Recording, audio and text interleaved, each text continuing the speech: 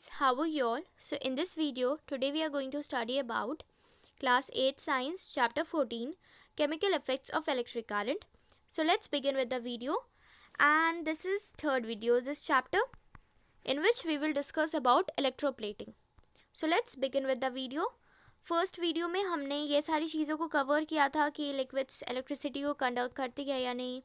हमने बहुत सारी एक्टिविटीज़ को भी देखा था. वीक करंट हो तो हम क्या कर सकते हैं, इन सारी चीज़ों को हमने देखा था फर्स्ट वीडियो में.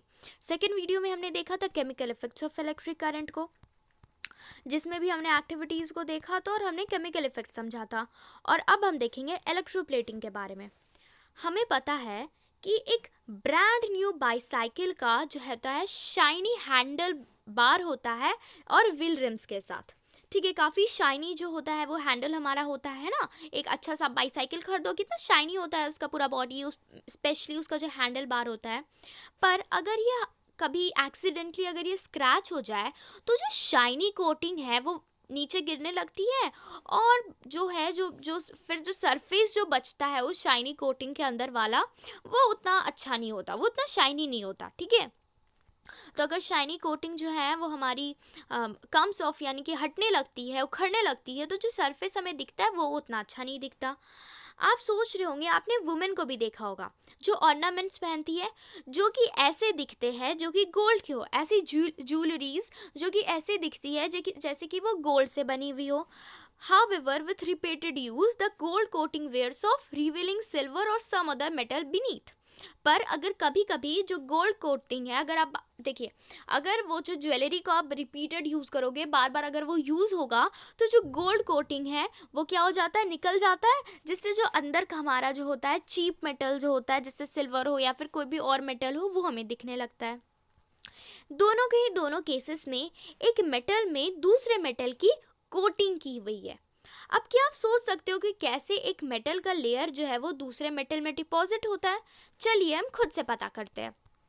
अब एक्टिविटी है, हमें कॉपर सल्फेट चाहिए और 2 कॉपर प्लेट चाहिए जिसका जो साइज़ है वो 10 सेंटीमीटर इंटू 4 सेंटीमीटर हो.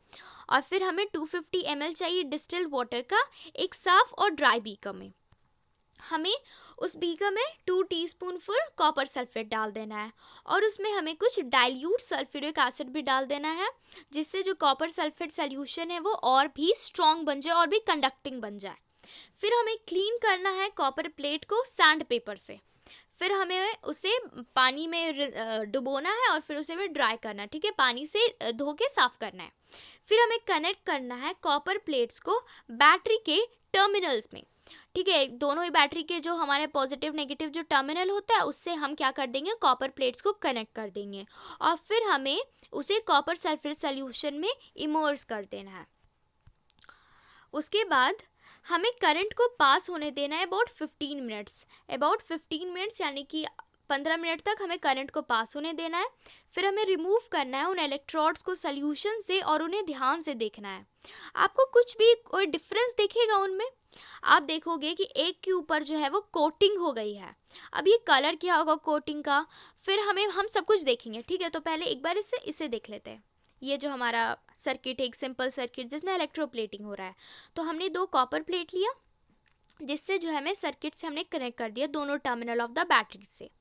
और हमने ये क्या लिया, हमने एक नॉर्मल वाटर लिया था बीकर में, जिसमें हमने कॉपर सल्फेट डाला और इसमें हमने डाइल्यूट सल्फ्यूरिक एसिड डाला इसे और कंडक्टिंग बनाने के लिए. फिर जब हमने क्या किया, कॉपर प्लेट को इसमें इमर्स कर दिया. तो देखते हैं क्या होता है. जब जो इलेक्ट्रिक करंट है वो कॉपर सल्फेट सॉल्यूशन से पास होगा, ठीक है, तो कॉपर सल्फेट जो है वो डिसएसोसिएट हो जाएगा कॉपर और सल्फेट में. तो कॉपर सल्फेट क्या बन जाएगा, कॉपर बन जाएगा और सल्फेट बन जाएगा. जो फ्री कॉपर है, the free copper gets drawn to the electrode connected to the negative terminal of the battery and gets deposit on it. और वो जो फ्री कॉपर था, यानी कि देखिए हमारा कॉपर सल्फेट 2 पार्ट में डिवाइड हो गया, कॉपर और सल्फेट में. तो जो कॉपर है वो उस इलेक्ट्रोड के पास में जाके चिपक जाता है जो कि negative terminal of the battery से कनेक्टेड हो. यानी कि नेगेटिव वाले इलेक्ट्रोड से, negative terminal of the battery वाले इलेक्ट्रोड से इलेक्ट्रोड में जो डिपॉजिट हो जाता है हमारा copper. But what about the loss of copper from the solution. पर जो कॉपर का जो लॉस हो रहा है सोल्यूशन से, उससे क्या, अब देखिए, जैसे कि हमारा जो लॉस हो रहा है, तो दूसरे इलेक्ट्रोड से एक कॉपर प्लेट है, हमने दो इलेक्ट्रोड लिया तो दोनों ही कॉपर प्लेट है, तो जो इक्वल अमाउंट ऑफ कॉपर है वो सोल्यूशन में मिलते जाएगा, जिससे क्या होगा, जो लॉस ऑफ कॉपर है जो कि सोल्यूशन से हो रहा है वो फिर से हमें मिल जाएगा, वो कॉपर प्लेट से, और ये जो प्रोसेस है ये कंटिन्यू होते जाएगा। इसका मतलब कि जो कॉपर है वो ट्रांसफ़र हो जाता है एक इलेक्ट्रोड से दूसरे इलेक्ट्रोड में। देखिए, ये जो हमारा है, ये इलेक्ट्रोड, ये हमारा पॉजिटिव से कनेक्टेड है, ये हमारा नेगेटिव से कनेक्टेड है, ठीक है, ये पॉजिटिव से, ये नेगेटिव से। तो क्या हो रहा है, ये हम यहाँ पे वाटर में क्या है, कॉपर सल्फेट है ना, कॉपर सल्फेट है, तो कॉपर सल्फेट जो है वो कॉपर और सल्फेट में डिवाइड हो जा रहा है, और कॉपर जो है ये नेगेटिव वाले इलेक्ट्रोड में जाके डिपॉजिट होते जा रहा है। अब देखिए होगा कि ये जो वाटर है, इससे जो हमारा कॉपर है वो तो ख़त्म होते जाएगा। तब क्या होगा, जब ऐसा ख़त्म होते जाएगा तो हमारा पॉजिटिव वाला जो हमारा इलेक्ट्रोड है उसमें भी कॉपर लगा हुआ है, वो भी कॉपर का है, तो उससे जो कॉपर है वो वाटर में जाते जाएगा, और फिर वाटर से हमारा इस इलेक्ट्रोड में, ठीक है। तो ये प्रोसेस ऐसे ही कंटिन्यू होते रहेगा, पहले वाटर से कॉपर में, फिर वाटर में जैसे ही ख़त्म होते रहेगा तो इस वाले इलेक्ट्रोड से, पॉजिटिव इलेक्ट्रोड से वाटर में जाते जाएगा, और इस तरह से जो हमारा प्रोसेस है वो कंटिन्यू होते जाएगा, ठीक है। तो इस तरह से जो हमारा इलेक्ट्रोप्लेटिंग का जो प्रोसेस है वो होता है। देखिए, यहाँ पे बताया जा रहा है कि बूझो को ना सिर्फ एक ही कॉपर प्लेट मिला था, पर हमें तो दो चाहिए थे एक्टिविटी 14.7 को करने के लिए, है ना। तो उसने क्या किया, कार्बन रॉड को कनेक्ट कर दिया कॉपर प्लेट से, जो कि negative terminal of the battery से कनेक्टेड है, यानी कि नेगेटिव वाले में उसने क्या कर दिया, कार्बन रॉड को कनेक्ट कर दिया, और उसने देखा कि वो सक्सीड हो गया, कि उसे कोटिंग मिल गया कॉपर का कार्बन रॉड में, ठीक है। तो कॉपर की जो कोटिंग है वो कार्बन रॉड में हो गई, क्योंकि हमारा जो कार्बन होता है वो भी कार्बन हमारा क्या होता है, कार्बन भी हमारा गुड कंडक्टर होता है, ठीक है। भाई मेटल तो नहीं होता कार्बन, ठीक है, बट स्टिल ये जो होता है ये काफ़ी अच्छा कंडक्टर होता है, इसी के वजह से जो कोटिंग हो गई वो कार्बन रॉड पे हो गई, ओके। तो जो प्रोसेस होता है, the process of depositing a layer of any desired metal on another material by means of electricity is called electroplating. तो जो प्रोसेस होता है जिससे हम डिपॉजिट कर देते हैं एक लेयर किसी भी अच्छे मेटल का दूसरे मटेरियल में इलेक्ट्रिसिटी के मूड के वजह से, बाय मींस ऑफ इलेक्ट्रिसिटी, उसे हम इलेक्ट्रोप्लेटिंग कहते हैं।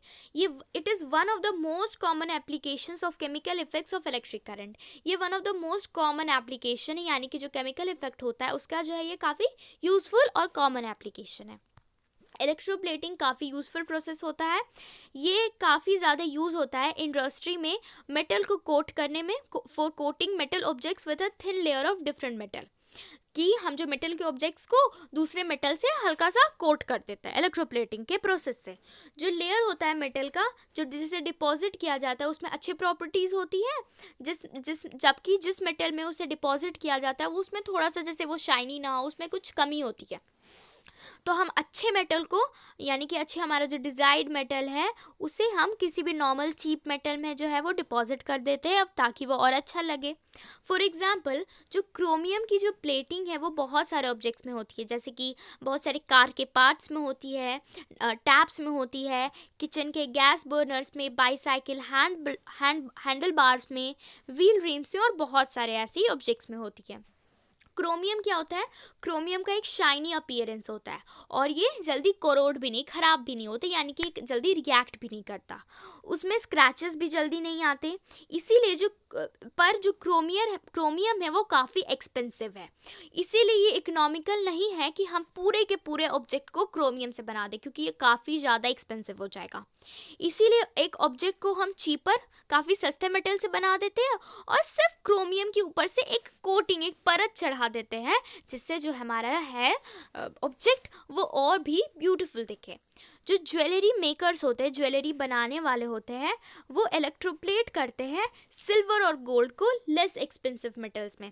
जैसे कि मैंने क्या किया, मैंने एक चीप सा मेटल ले लिया, आयरन समझ लो, आयरन स्टील, और उस पर मैंने उसकी एक नेकलेस बना ली, और उसमें मैंने फिर गोल्ड या फिर सिल्वर की प्लेटिंग कर दी, इलेक्ट्रोप्लेटिंग।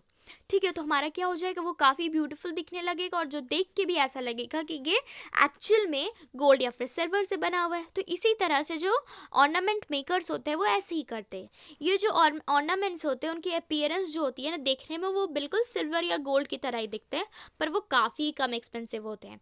इसे हम क्या कहते हैं, आर्टिफिशियल ज्वेलरी कहते हैं, है ना। आर्टिफिशियल ज्वेलरी हम इसे कहते हैं, जो कि काफ़ी ज़्यादा ही सस्ते में हमें मिल जाती है। जो टिन कैंस होते हैं जो कि यूज़ होते हैं फूड को स्टोर करने में, वो इलेक्ट्रोप्लेटिंग होता है उनमें, टिन का आयरन में। टिन के कैंस जो होते हैं, जो कि स्टोर होते हैं फूड को स्टोर करने में, उन्हें इलेक्ट्रोप्लेटिंग से बनाया जाता है, जिससे हमें टिन को हम आयरन में इलेक्ट्रोप्लेट करते हैं। टिन जो होता है ना, वो आयरन से काफ़ी कम ही रिएक्टिव होता है, इसीलिए जो फूड है वो आयरन के कांटेक्ट में नहीं आता और ये ख़राब होने से फूड जो है हमारा बच जाता है। आयरन यूज़ होता है ब्रिजेस में और ऑटोमोबाइल्स में, उसे स्ट्रेंथ प्रोवाइड करने के लिए। हाउएवर जो आयरन है वो ख़राब हो सकता है और उसमें रस्टिंग हो जाती है, तो जो एक कोटिंग होती है ना जिंक की, वो आयरन में हो जाती है, डिपॉजिट हो जाती है, इसे कोरोजन और फॉर्मेशन ऑफ रस्ट से बचाने के लिए। अब देखिए, इलेक्ट्रोप्लेटिंग में जो फैक्ट्रीज होते हैं, in the electroplating factories the disposal of the used conducting solution is a major concern. It is a polluting waste and there are specific disposal guidelines to protect the environment. अब देखिए, जो electroplating factories होती है जिसमें electroplating होती है, तो ये जो कंडक्टिंग सोल्यूशन हम यूज़ करते हैं ना, इसका डिस्पोज करना, इसे कहीं पे भी डिस्पोजल जो होता है ना, ये एक मेजर कंसर्न है। इसमें बहुत ज़्यादा प्रॉब्लम हो रही है, क्योंकि ये जो होता है एक पोल्यूटिंग वेस्ट होता है, ये पोल्यूट कर सकता है हमारे इन्वायरमेंट को। इसीलिए इसे डिस्पोज करने के लिए कुछ गाइडलाइंस दिए गए हैं हमारे इन्वायरमेंट को प्रोटेक्ट करने के लिए। ठीक है, तो हमारा जो चैप्टर है वो ख़त्म होता है। आप लोगों को कैसे लगा वीडियो, आप लोग कमेंट सेक्शन में ज़रूर बताइएगा। लाइक से सब्सक्राइब कमेंट ज़रूर कीजिएगा। Thank you.